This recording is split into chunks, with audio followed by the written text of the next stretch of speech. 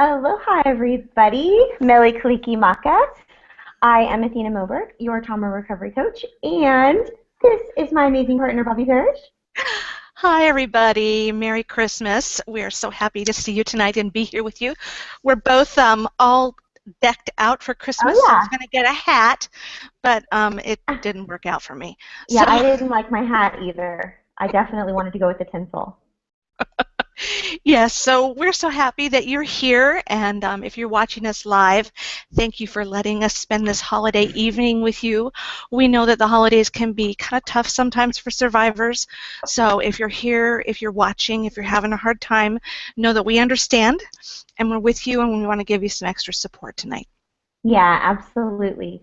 So as we were talking to you about last week, I know normally we have an educational format for you, and we have a topic, and we have our one page that you can go to the website and download, etc.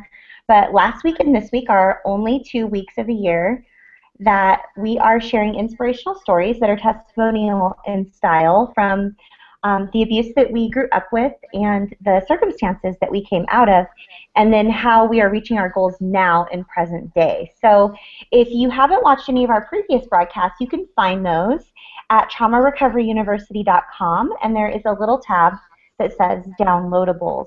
And if you just click right there on the downloadables tab, you'll be taken immediately to our entire library of downloadable resources. It'll ask you for your email address, and it'll email you.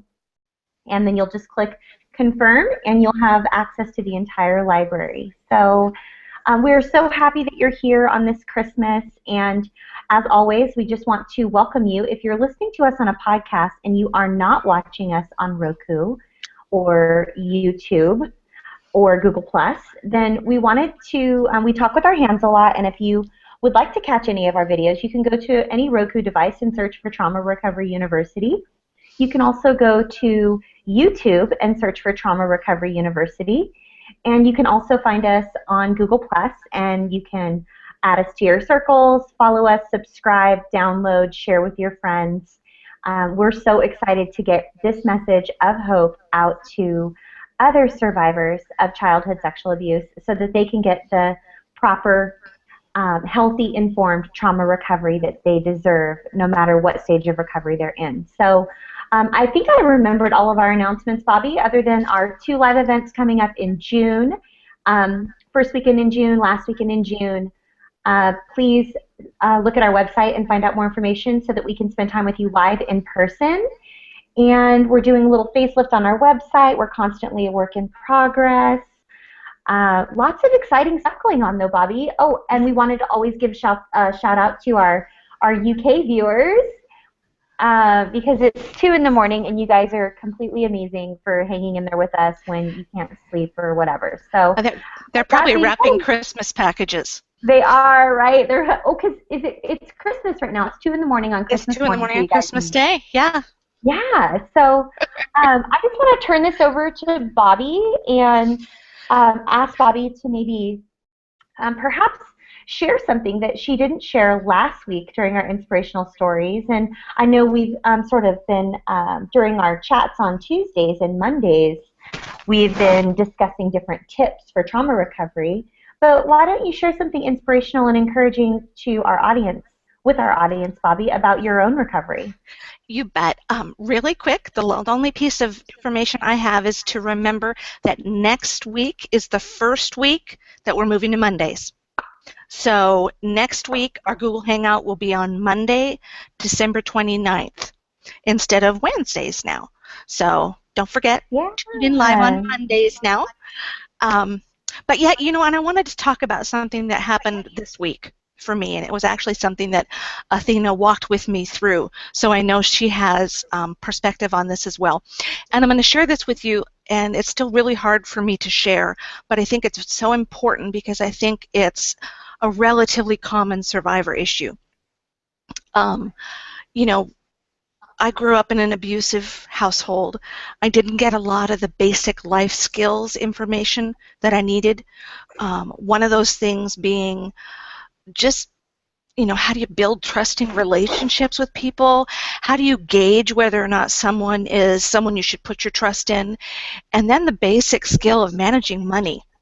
I had to teach myself how to do those things myself as an adult. And when I was, it's been how many years now? I think 5 years ago now. I'd been divorced for a couple of years, and I bought a home. The first time I'd ever bought a home on my own. And I relied on the promise of someone who I trusted to pay a debt, a large debt that was owed to me. And I was going to use that money to help fund my next several months until I got more on my feet after the divorce. And it didn't happen.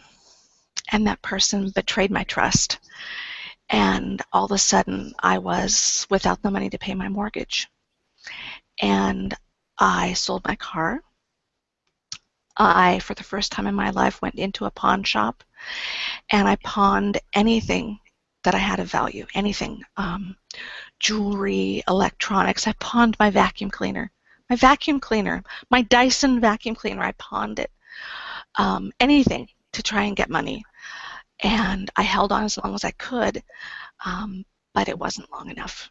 And so my home went into foreclosure, and I lost my home. And my son and I were homeless. And because it was an owner finance, it doesn't go the regular foreclosure way that things go. The debt actually remains outstanding. And this last, what day was it, Athena? Was it Monday or Tuesday? I think it was actually on Monday.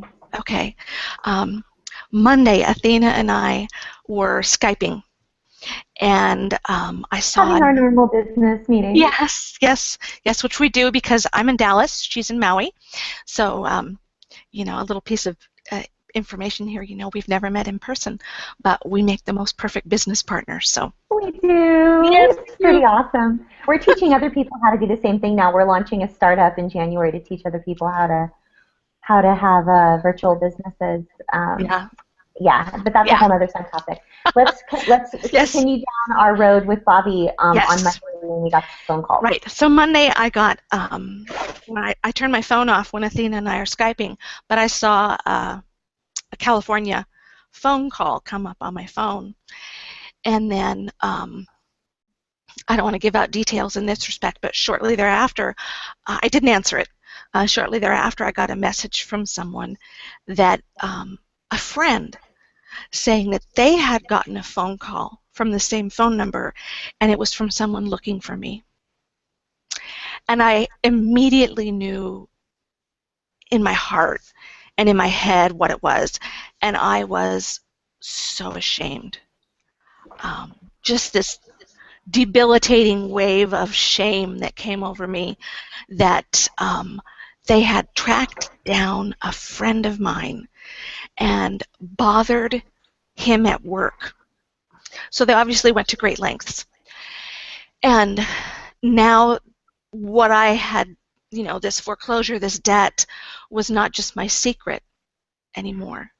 Now this other person knew too, and I was so humiliated.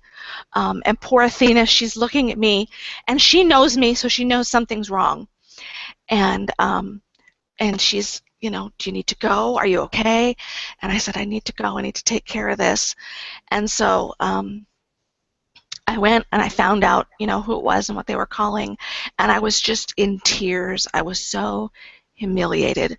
I was so ashamed. And, I told Athena, I said, I have dealt with so much of my shame about my childhood abuse, but now it's those other wells of shame over things like being a homeless, 45-year-old mother, homeless, carless. I mean, who does that? In my head, that's what I'm thinking. And of course, there's no shame in that. That happens. But in my head, I was so ashamed. I was mortified. And so Athena's texting me, are you okay? What's going on? And so we got back on Skype, and I'm just sobbing because I'm so humiliated over what happened. And she talked to me, and we talked through it, and we talked about how, it wasn't something that was my fault. I did the best I could. I made the best decisions that I could. I, in retrospect, shouldn't have trusted that individual, but what can I do? Now I know. Now my finances are in a better situation. I'm not living in a nasty little hotel with my son, 120 square feet for 6 months. That's how long it took me to get back on our feet. And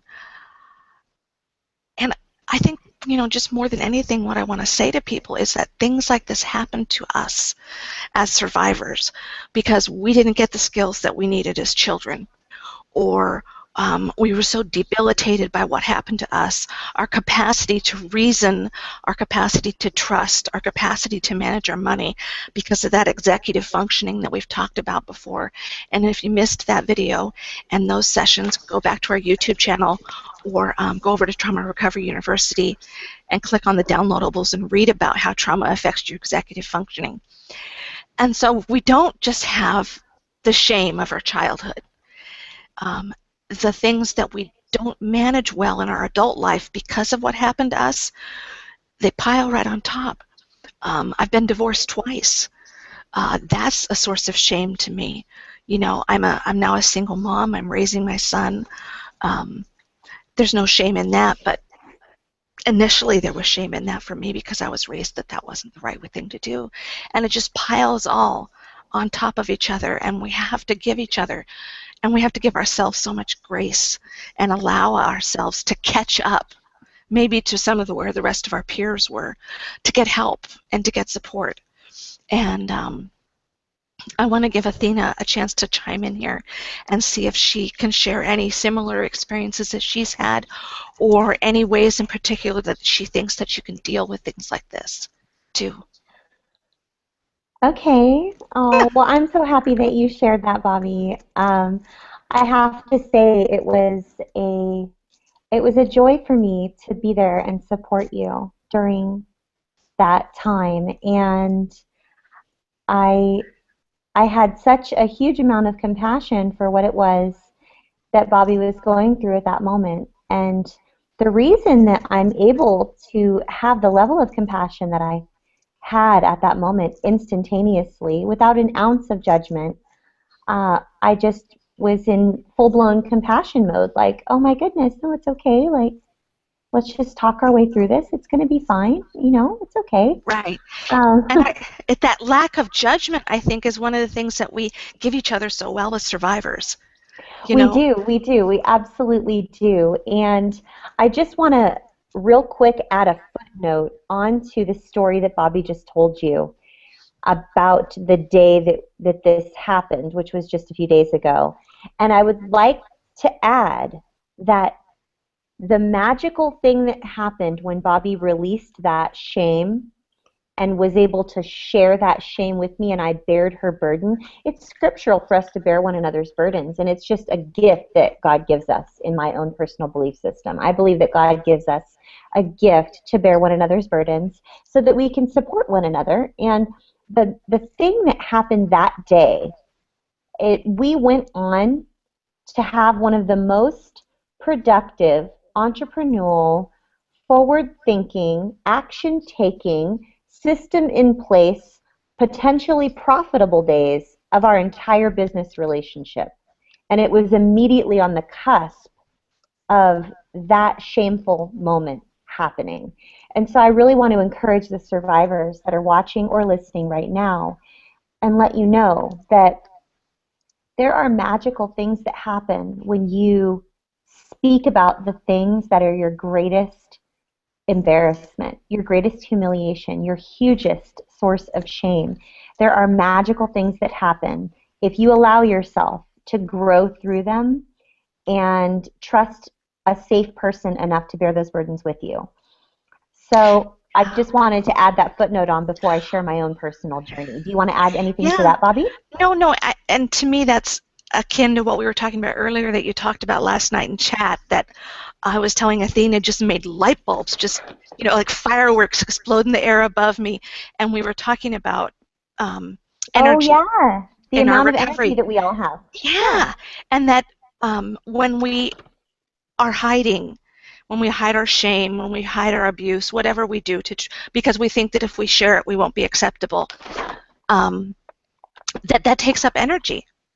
And the reason why we had such a huge success on that day, and we have had since, we've had Oh, just leaps and bounds of progress that we've made and plans that we have for the new yeah. year, because, and I honestly believe that it's because when I was able to say, you know what, this is awful, this is the thing that I have been most afraid of, most ashamed of for years, and Athena said, hey, it's okay.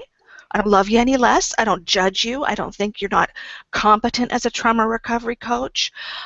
You're still the same person that you were a few minutes ago. In fact, I might even respect you a little bit more because you've been outright honest with me in sharing this. And it freed up that energy that I was using.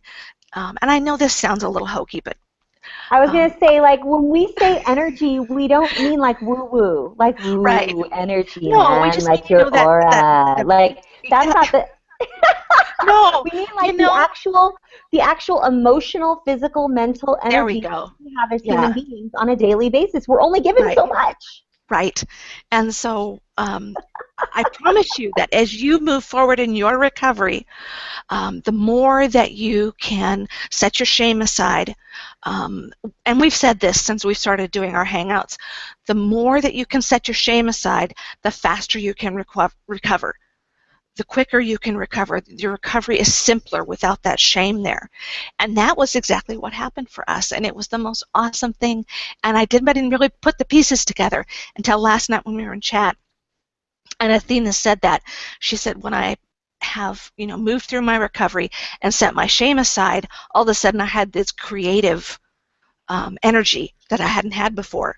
Yeah, I And you had just, enough boom. energy left to be creative. Like, Yeah. I am such a creative individual. I always have been. I'm very musically inclined. I played over a dozen woodwind instruments throughout my life. I competed internationally. I sat first chair. I was in several different chorus groups and performing dance groups. I mean, I'm highly, highly, highly creative, and I love to draw and to paint and to do things. I'm not very good at like drawing and painting and all that, but I have done some really beautiful artwork, and my son is actually extremely artistic as well. And I honestly feel that this creativity that Bobby and I have together synergistically is we just expound upon it over and over and over to the nth degree when we are not spending our creative energy hiding and when we actually allow it to flourish. And Yeah. so, again, I know that sounds a little woo-woo and a little out there, but I am telling you right now that there are going to be books written about this. This is not the last time you're going to hear people talk about this particular topic. You are only given 24 hours in a day. The days don't go to 25 hours, they don't go to 27 hours, they don't go to 30 hours. You're only given 24 hours in a day. It is only by that rationale, you can easily, deductive reasoning would dictate, you're going, okay, well, I only have so much energy that I can use in a day without being some type of like drug-induced or caffeine or some type of illegal narcotic or what have you. Then you could stay awake for longer. But your body, our bodies, our human bodies would naturally break down. Scientifically, it's just proven. So what we're talking about right now with this level of emotional and physical energy that we have sort of like our life source throughout the day, if we use up that source in an effort to cover our tracks or hide or whatever, it's kind of like when you lie, you have to lie to cover up the lie, to cover up the lie, to cover up the lie, to cover up the lie. Well, what we're suggesting through this very real situation that we're illustrating for you is that this energy that Bobby was subconsciously using to sort of put on a good, I don't want to say a facade or a front because you're absolutely not a false person whatsoever. You're so authentic and transparent. But subconsciously, you were putting on a front or didn't really want to acknowledge what was going Right. on in your Right. financial world. I do the Right. exact same thing. But once that energy that you were or that the effort that you were putting in Right. subconsciously without even knowing it Right. to wanting to appear to be all together financially or whatever, which I never really got that opinion anyway. I don't ever think about stuff like that. So, but the moment that we set that kind of thing aside is the moment we can actually show up fully and Right. really just show up as our highest and best self. Again, that sounds kind of woo-woo and Eastern, but that's not how we're meaning for it to sound. I have something very, very, very similar that I wanted to share with our audience, Bobby, and that is, I know we mentioned this briefly before, but I really just wanted to sort of expound upon it. And, um, I'm 41 years old, and I have been out of high school since 1991. So if you take 1991, when I graduated high school, and you fast forward 10 years to 2001, that 10-year span, I can honestly say that that was one of the roughest 10-year spans of my entire life. It was very, very difficult for me. No one really knew it looking in on me from the outside looking in. But by the time I went to my 10-year high school reunion, I was divorced twice. I was a single mom living in hiding because I was in an abusive relationship previously, and I was convinced that he was going to find me and harm me. And I was in a relationship with someone who was a pedophile, who had an ongoing relationship with a 14-year-old little girl, and he was in his 30s. And I had contacted an investigator with all of the email addresses and naked photographs and so forth that they were sending back with one another. And I was convinced that he was going to find out about that and that he would harm me. And I was really just on a mission to make sure that her parents knew what was going on, because I would never want the parents to not know that there was a 30-something-year-old man, whom I thought I knew very well, actually pursuing and preying upon this little 14-year-old girl. So I was living in hiding. I worked at a very nice job. I drove a very nice car. I went shopping for a beautiful floor-length, eggplant purple floor-length velvet gown to wear to my 10-year high school reunion, and had my hair just so, and so on and so forth. But on the inside, I was absolutely dying on the inside. I was feeling ashamed and sad and borderline suicidal. The only thing that kept me alive was the fact that I was a single mother, and I knew that my son needed me. And I was completely bankrupt from my previous relationship. He had maxed out all my credit cards. He had bought a boat, a couple computers, and I was feeling so foolish for having ever trusted him. And I was actually spit upon. He would actually spit on me, like phlegm, and he almost had broken my wrist in the door when he had slammed my arm in the door. And thank God my son never saw any of this. I was very covert, and I was hiding much of the abuse from my son as I possibly could, because I knew what it was like to grow up in domestic violence, and it scarred my life and my entire world forever. I've never, ever, ever, ever recovered from the domestic violence that I witnessed when I was a child. It still gives me nightmares to this day. I can be wide awake and have a full-blown nightmare in living color of the domestic violence that I witnessed when I was a little girl, from the time I was very, very little until I was 17. So I knew that I had to break that cycle, and that my son could never experience those things. And so that 10 years of my life was very, very shameful for me. I hid my financial situation. I hid my abusive relationships. I hid everything, and I wore the perfect MAC Spice lip liner. I drove the perfect car. I went shopping at Nordy's like all the other girls did. I had Chanel sunglasses and had a little Coach bag, and worked making six figures in the mortgage industry. And I mean, I was living a pretty good life, and my son had all brand name clothing, and my rent was paid up 2-3 months in advance. And I just always made sure that everything on the outside looked pretty and shiny, because I knew deep down that if anybody knew what I was really about and what I'd really been through, that they would never, ever, ever, ever like me for who I was, and they would never trust me. And it would scar my reputation as a woman in business.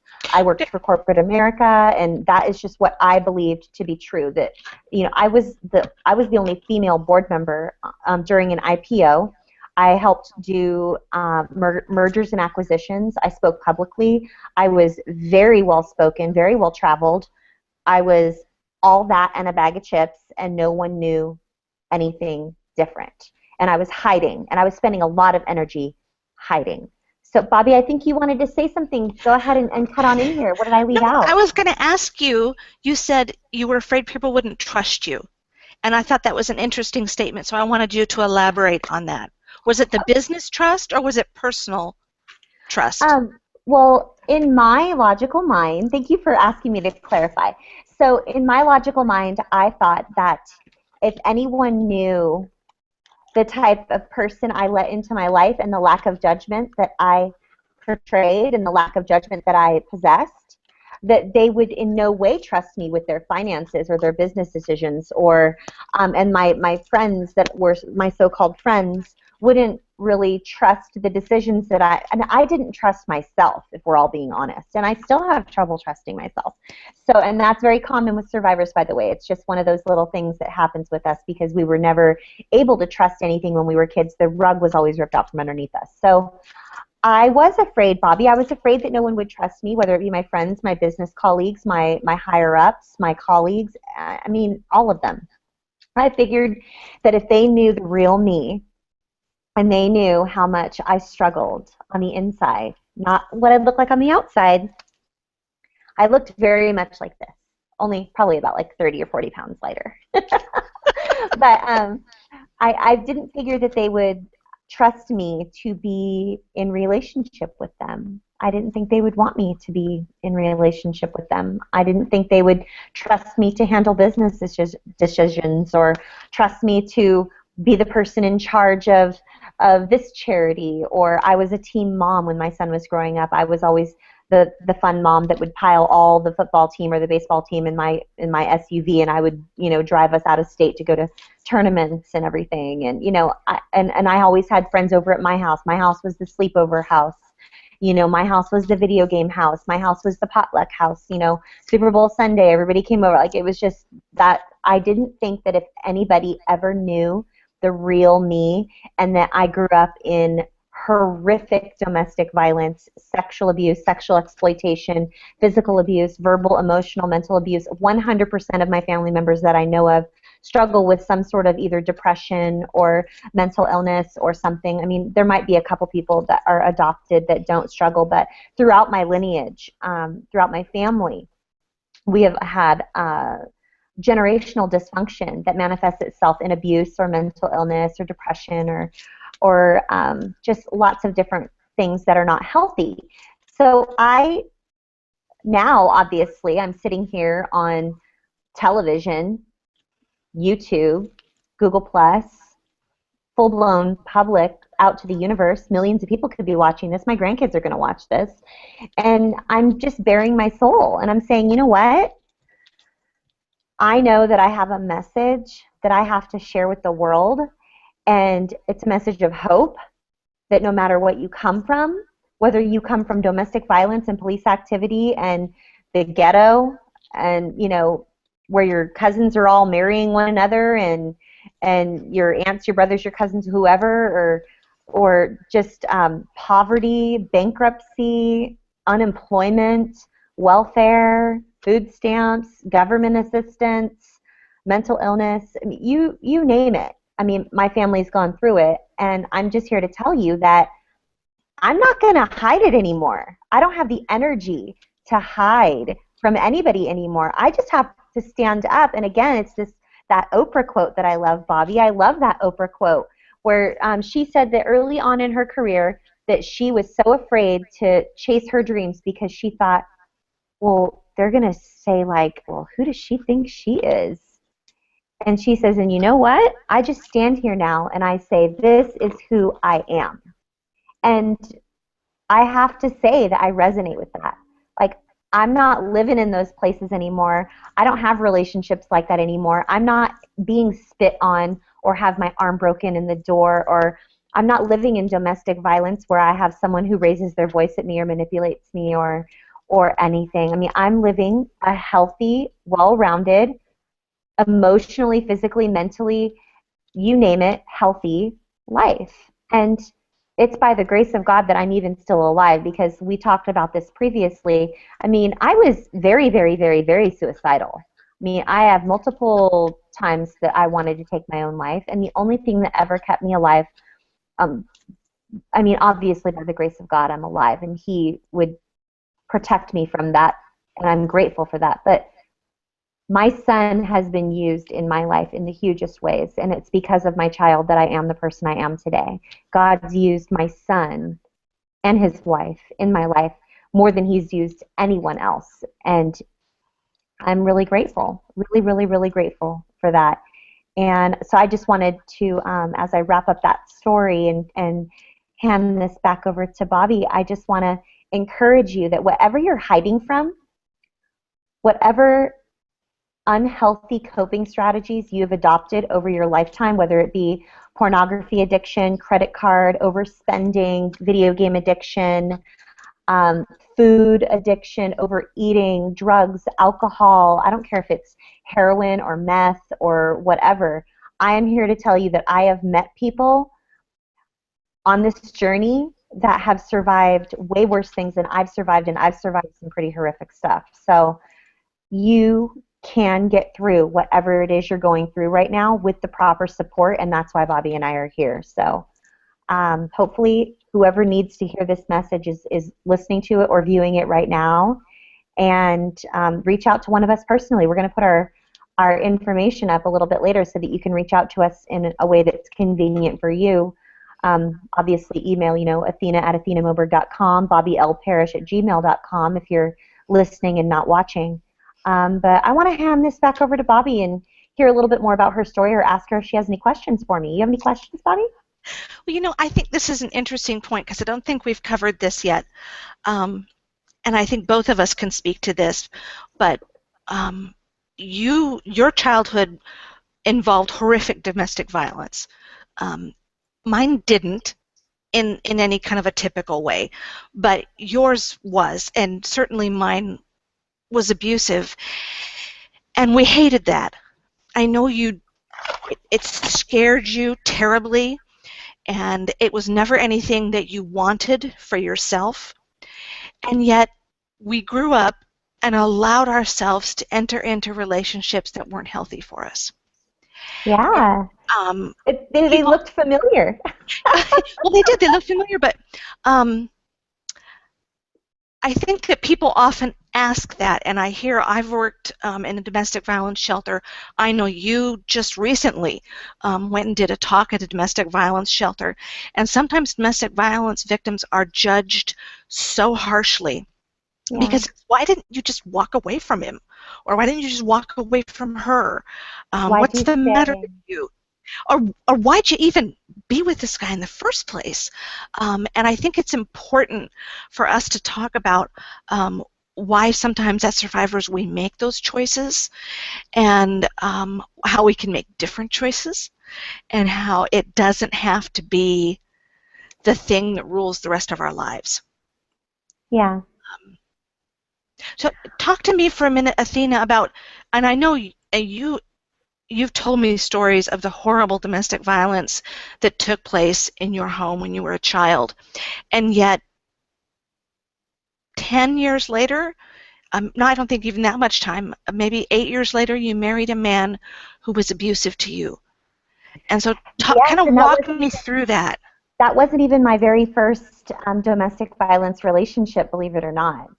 I mean, it wasn't. I engaged in relationships with men, young men, because I was very, very young, who were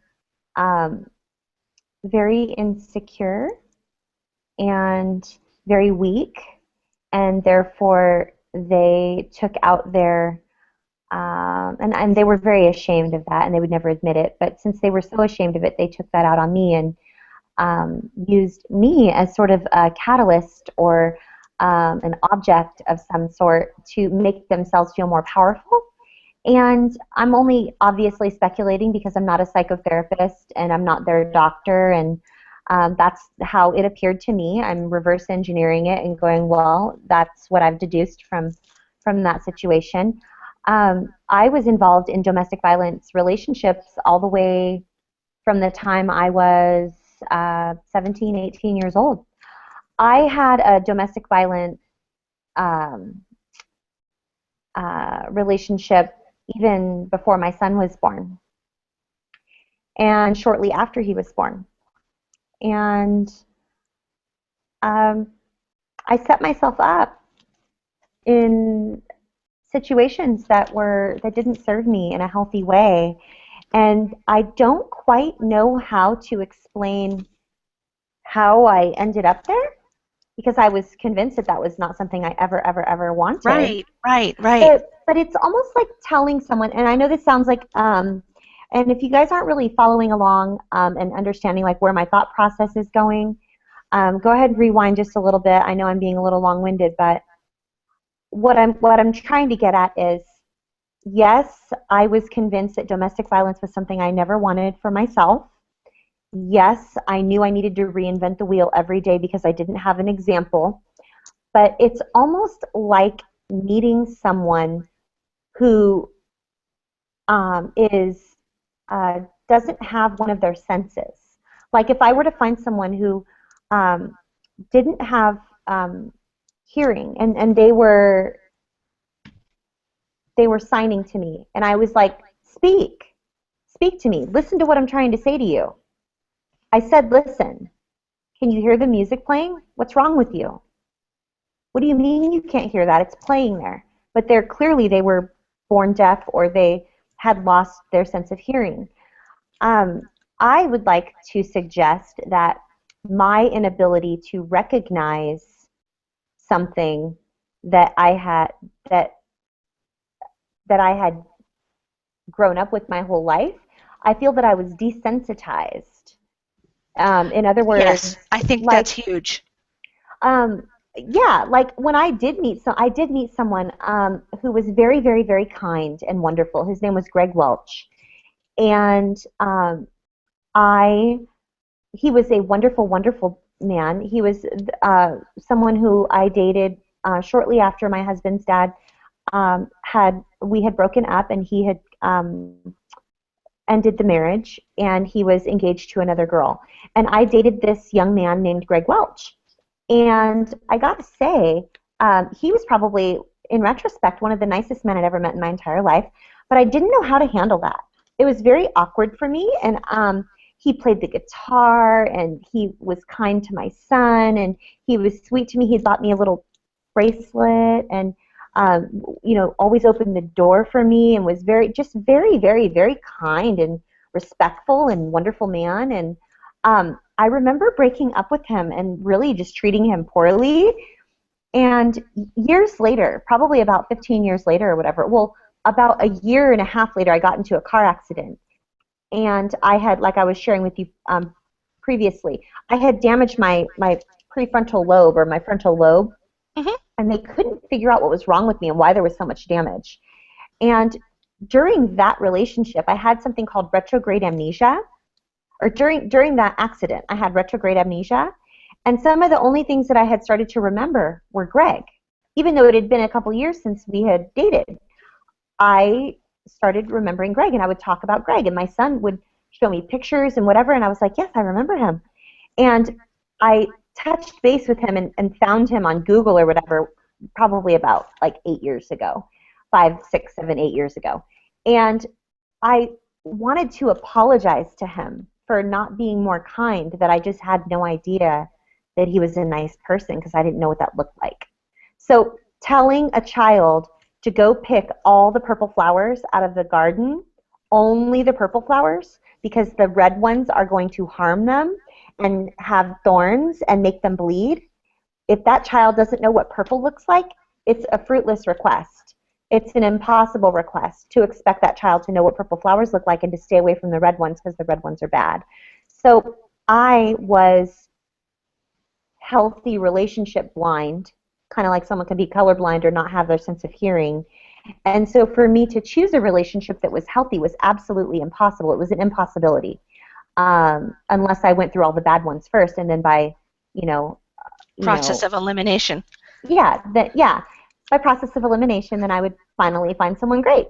So it just, Which is what you did. it's what I did. It is what I did. Yeah. You But finally that's got a the great only, one. yeah. But you know what? That was because, and I've often used this when I'm speaking in person to a group of people. When you look in the mirror and you're an abuse survivor, what you see in the mirror, even though it is an exact reflection of yourself, and I'm talking with my hands if you're listening on iTunes or Stitcher or one of the podcast um, directories, please go to YouTube or go to Roku and fast forward to 42 minutes in, and you'll understand what I'm talking about. I'm talking with my hands. So when you're here and you're looking in the mirror and you see an exact reflection of yourself, but what you see is broken, used, abused, horrible, ugly, fat, clumsy, useless, lazy, whatever it is that you've been called, and the only things that you know yourself to be. Not skilled, doesn't know how to balance a checkbook, doesn't know how to find a good job, doesn't know how to be a mom, doesn't know how to have good grooming skills and personal hygiene, and doesn't know how to fix a flat tire, whatever it might be that you might be lacking. That's what you see when you look in the mirror. But that's not the real you. Even though it's an exact reflection of what you're seeing, your vision is what's messed up. It's not the reflection of you that's messed up. Your vision is messed up. So in order for you to get new eyes, you have to go back to the source. And for me, in my belief system, my source is I had to open up God's Word and read what the Bible says about me. And that is where I got the accurate reflection of what I was really about. It says right there that I was fearfully and wonderfully made in the image of God, and that I am perfect in His sight, spotless. There's nothing I can do, good or bad, today or tomorrow or forever, that's going to make Him love me any less. I'm absolutely perfect and spotless because He sees me through the blood of His Son Jesus. And I didn't believe that about myself. I didn't believe that I was good and I was fearfully and wonderfully made and I made excellent choices, and that God rejoiced over me with singing, and that His good thoughts about me outnumbered the sands of every sea and every beach in the entire world. I didn't know those things. I didn't know those things. I saw ugly, fat, used up, no one will ever love you, you're this, I bet you're going to be a horrible mom, you don't know how to balance your checkbook, you don't know how to do good things, that's why you're 26 years old, divorced twice, single mom, loser, bankrupt, in complete financial and social ruin. That's what I saw when I looked in the mirror. So it wasn't until I learned the truth about myself and who God said I was, in not the mirror reflection, but in His Word, it wasn't until there that I go, oh, well, if that's what God has for me, then I guess I should take part in that. Like, I didn't know that I could claim all that for myself. And I just started making different choices. And as I started learning the truth about myself, I started walking a little taller and hiding a little bit less and having different friendships. And when someone would say something horrible about me or to me, even to this day, I struggle with it. Like, is that true? Is it true what they said? But, the more I learn the truth about myself, the less I doubt, the less I hide, the less I am ashamed, the less I spend all of my energy trying to be someone I'm not, because I don't feel anymore like if you guys knew the real me, you really wouldn't like me. You guys do know the real me. And we have viewers, and we have listeners, and we have friends, and we have family that show up every week to Twitter chat. And you know what? I have massive entrepreneurial skills. I can design a website like nobody's business. I know how to write code. I'm really smart. And, those weren't things that were said to me. And Bobby is one of the greatest writers I've ever met in my entire life. That woman is a wordsmith like no one's business. So survivors feel crappy about themselves because that's what they've been told. But I'm telling you that no matter what you've been through, no matter where you're from, whether you've been bankrupt twice, 3, 4 times, divorced 3, 4 times, doesn't matter. once you learn the truth about yourself and you get into a community of people that love you for who you are, you're going to be completely unstoppable. It's going to be ridiculous. You're not even going to recognize yourself anymore. Because I know that's how I feel. What did I leave out, Bobby? I had to have left something out. Well, I want to reinforce a couple of points. And the first one, you talked about how the abuse that you went through when you were a child desensitized you. And I think that's so true, because especially the horror of the domestic violence you went through, when you got older, you married a man, and gosh, all he did was spit on you. It's not like when you were a child and your mother was beaten bloody and almost killed, and your stepfather is so adamant she's not going to get help that he rips the phone out of the wall. Somehow being spit on seems almost acceptable, because it's not as bad as it was then. And then the first time that it happened with someone else, not that gentleman, but someone else, I was only pushed. Oh, well, he only pushed me. Right. I mean, yeah, no big deal. But guess what, folks? It turns into more. I mean, it just gets worse and worse and worse. So you're right. You're right, Bobby. The desensitization of it all is almost one of the most painful parts. It is because we downplay what people do to us, the bad treatment, the bad ways that they treat us, because it's not as bad as the horror we've had. And it really does. It messes with your mind. And I know we've talked about this in a million different ways, but your standards for how you should be treated are so messed up, because it's like, okay, so it's not good if he rapes me, but it's okay if he just, wants to touch me in a way that I don't want. Because I've been so horribly, sexually abused in all these ways, as long as he only does this, then I'm okay. But for people who weren't raised in a situation where they were horrifically abused, if anyone touched them that way, they'd be like, oh, heck no. Yeah. Not only can you not do that, right, but I'm going to the police, and you are not ever, ever, ever going to be a part of my life ever again. But for us, it's like, well, maybe I can accept that, because that's not as bad as, this. I think after my second divorce, and people have asked me, I've been divorced now for the second time for, she has the math in her head, 7 years.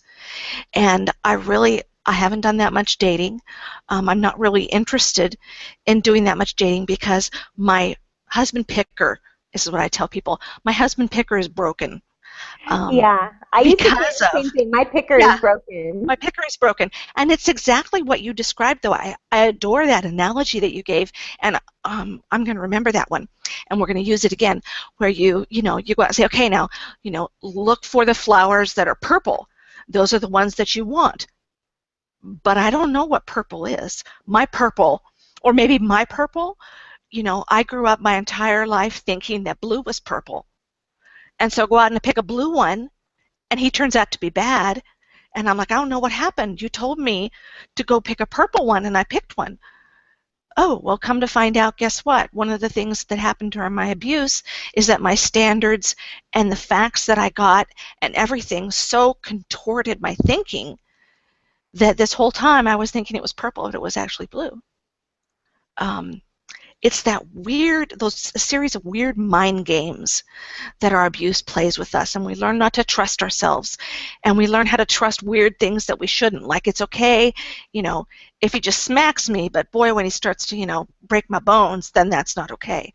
All these contortions, and people talk about, recovery is hard. This is one of the reasons why recovery is so hard, because we have to untangle and undo all of that mess. And my son and I were putting up our Christmas tree earlier in the week, and of course I always do this, after we're done with the Christmas tree at the end of, in January, and I just haul everything up and chuck it in the box, and of course that means that, for half an hour I have to sit there and I have to untangle cords. Yes. Literally, that's what it's like for us. Everything is just tangled and knotted and gnarled, and point A is supposed to go into point B, but all I can find is D and F, and it's just, you have to unravel it all. You just do. And Yeah. that's another good reason why we talk about why you want to be in community, because I guarantee you that if I hold up my rope that says, I got this knot and I don't know how to get it out, someone out there is going to say, I had a knot like that. Here, let me show you what I did. Um, because somewhere out there is someone who has been where you are, or someone Yep. who was where you were. And I guarantee you that they can give you some hints and ideas, and it's another reason why we feel so strongly that you need to be in community with other survivors. Yeah. So, so many things that, that are a source of shame, a source of confusion, a source of, your compass is broken. Instead, my compass ports south rather than north. That we have to learn, we have to teach ourselves, we have to learn the hard way sometimes. And so if I'm, I'm almost 49 years old, and here I am finally in my groove, financially. I'm finally in my groove professionally. I just finally hit that place where I think I should be. And yet, so many of my peers, and I think I talked about this last week, they're CEOs or they're CFOs or they're this and they're that, and I could choose to be ashamed about that, but I'm not. I was for a while, but I'm not anymore, because I know what it took for me to get where I am. And if that fellow over there thinks that, there's something wrong with me because I didn't find my groove till I was, 47, 48 years old, then that's his problem. It's not mine. Yeah. And I'm not going to buy what he's selling anymore, Yeah. And it takes us a while. I talked with my cousin today. She's so awesome. And I told her the same thing today. I said, she asked me what I was doing on Christmas. And I said, well, my husband and I are going to wake up. We're going to go have breakfast on the beach with a couple friends. Going to come home, take a nap, exchange gifts. And we're going to go to the Ritz-Carlton and have sushi together, listen to some music and look at the decorations and look at the ocean and go on a walk and sit in a hammock and have the valet pull our car around, come home, and watch the twinkly lights on our Christmas tree. It's like, hello, if someone would have told me this was going to be my life 20, 30, 40 years ago, I would have been like, are you kidding me right now? Like, do you even understand what I came from or what my life has been like? But the point I was trying to make with that, sharing with you what I'm going to be doing on Christmas, is she paused when I was talking with her, Bobby, and she said, I'm so proud of you. Good for you. You have spent most of your entire life trying to be all things to all people. And this is the first time I've ever heard you really just not worry about everybody else. Just do what makes you happy. And, make a healthy choice for you and don't worry about everybody else. Like, I'm just so proud of you. And, that was really a special moment for me. Not that I was looking for her approval or anything Right. like that. It was just, Right. wow. It was just an opportunity for me to acknowledge myself and go, you know what? I'm doing really good. Yeah, and I think that's something as survivors that we struggle with, is to acknowledge when we do a good thing. And I know that you and I have a regular practice of trying to stop each other and say, wait a minute, you've just done this and this and then this. That's fantastic. That's wonderful. I'm so proud of you. I'm happy for you. Let's celebrate that. Yeah, that we do that for each other, and because it's something that we need. And, eventually I'll get better at doing it for myself. And I won't need that affirmation from Athena as much as I need now, but I'm sure a lot farther along than I used to be. Yeah. We have to learn that skill. That's a learned skill.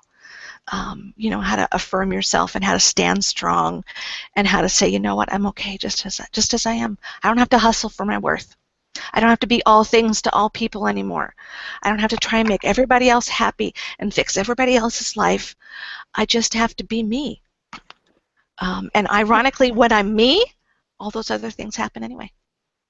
They do, and like I was just sharing at the shelter that I went to this past weekend.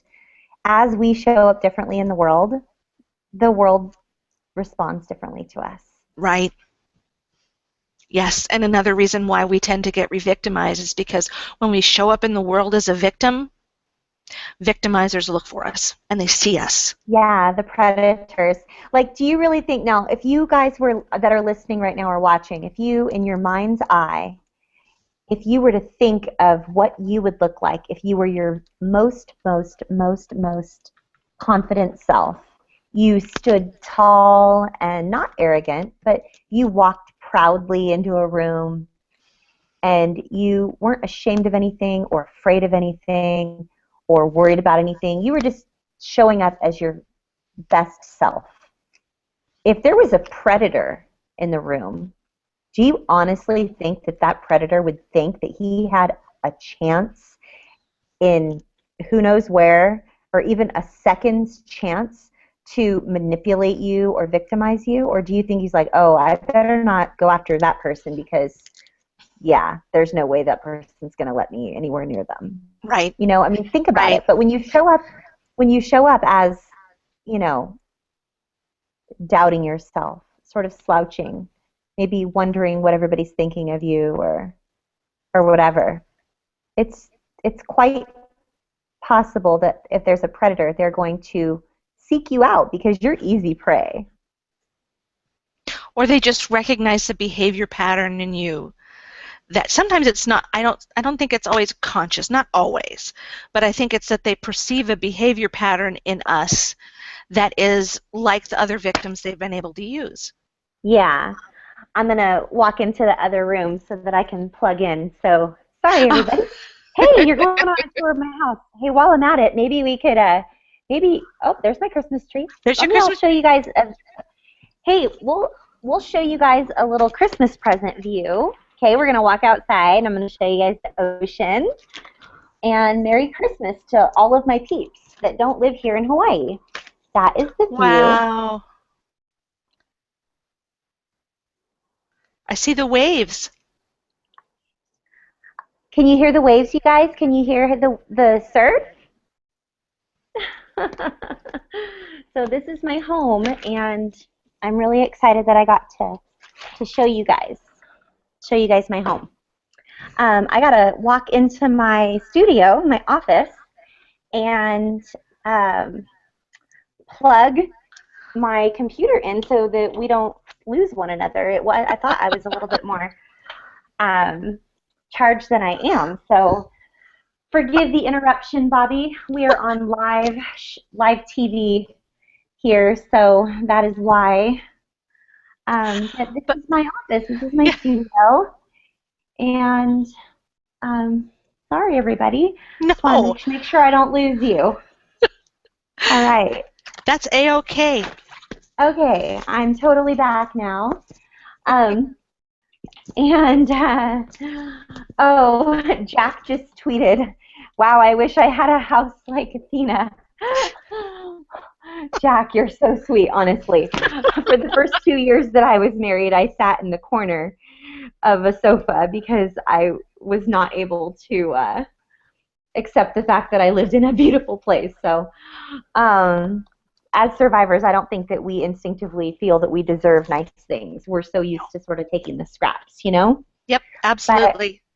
But, yeah. But Bobby, like, I know that we're wrapping up here. We only have like 1 minute left, and I just wanted to take a moment and tell you how much I appreciate you, and you inspire me, and I am so grateful. I know that you all know the way I ended up in Twitter chat with Bobby was because I was triggered by an email that I received from one of my very first abusers that molested me when I was 5. And it ended up being one of those emails that he didn't even really send, but it was sent from his email account. But it's because of that horrifically triggering event in my life that I was able to meet Bobby. So as we wrap up this year in 2014 and all of the growth that I've experienced in my recovery, I just wanted to tell you how much I appreciate you, Bobby. I love you. And Rachel, thank you for starting this Twitter chat. Thank you for your book, Broken Pieces, and thank you for your upcoming book, Broken Places, which should be available in the next week or so. But I'm truly grateful for each and every one of our viewers and listeners that are our family, and I just love you, beautifuls. You guys are just so awesome, and you're the whole reason why I'm doing okay right now, because you inspire me. So Yes. thank you, And Bobby. you're so welcome, and I love you too, and you have just been such a source of encouragement and brightness in the last, year.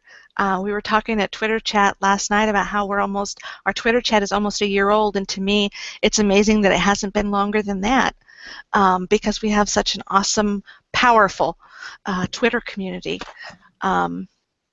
But we have so much planned for you in this next year. We have podcasts launching, the Roku TV channel. I know, although you might be watching this now, we still haven't actually gone live yet, so that comes up. We've got retreats, we've got conferences, we've got books. We have just so much coming for you guys in this next year, and we're so excited to be here to provide all of this to you. And so we'll have... You know what, Bobby? What I wanted to tell them, what you and I were discussing earlier today, Bobby and I have been working madly and feverishly at launching a startup that is utilizing all of our creativity and our entrepreneurial skills. I have a division of this startup that will focus only on list building, the ethical, effective ways to build your email list if you're an entrepreneur. And I also have a little product that I'm going to have for some beauty bloggers, and we're going to be doing some product reviews, and we have our new startup called EntreTalk, and it's where we're going to be talking entrepreneurship, and we're going to have people come on and talk about entrepreneurship. And one of the podcasts we're doing, I'm targeting young entrepreneurs. Bobby is actually targeting helping professionals. And then we together are going to be teaching a lot of other people how to do Twitter chats and create a family the way we've created a family out of our Twitter followers, the way that we are here with you. So, Bobby, why don't you share just a couple minutes, and we'll run a little bit long today because it's so exciting. I really just wanted them to know that as we chase our entrepreneurial dream, it's because we can't wait for us to be freed up financially and time-wise to spend more time with our beautifuls and doing all this stuff for them. Yes. Another thing that we have going that's going to launch in January is Trauma Recovery University. And if you're watching on Roku or something now, you're seeing that branding. But up until a couple weeks ago, we were the No More Shame Project. But we heard so much from people about how much they needed education, and we know that other helping professionals need education about trauma and trauma recovery. And so we're launching Trauma Recovery University, and there will be classes and courses that you can take that will teach you about trauma, how it's affected you, and how you can recover better, faster, quicker, and oh, and Bobby, why don't you tell them a little bit about, why don't you tell everybody about how January of 2016, so in one more year after we build up Trauma Recovery University and all of our content that we're teaching on and all of the books we're publishing, the resource guides, why don't you tell them about the certifications that we're going to have? Yes. Yes, and we've even still now, we're having people come to us and say, I want to be a trauma recovery coach. And in January of 2016, we will launch our trauma recovery certification program for people who want to become trauma recovery coaches. And so it's going to have to be some pretty extensive training, just because it is a complicated field. We're going to submit our model that we have, our Moberg Parish model of coaching, and we have done extensive research already through so many different books and resources. But what we're going to end up doing is have our model be approved by one of the national agencies.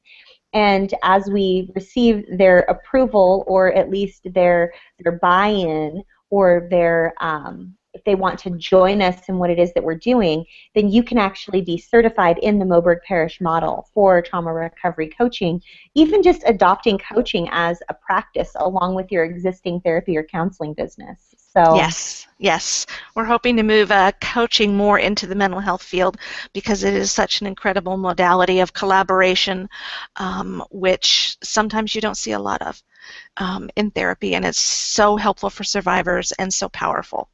yeah. So, again, just so much for all of you and our hopes in terms of bringing more options to you. And we are going to be doing a little bit of entrepreneurial work in an effort to fund our efforts to work with you as survivors more and Yeah, in well, more depth. we want to continue to keep the resources that we provide to you at low cost or no cost.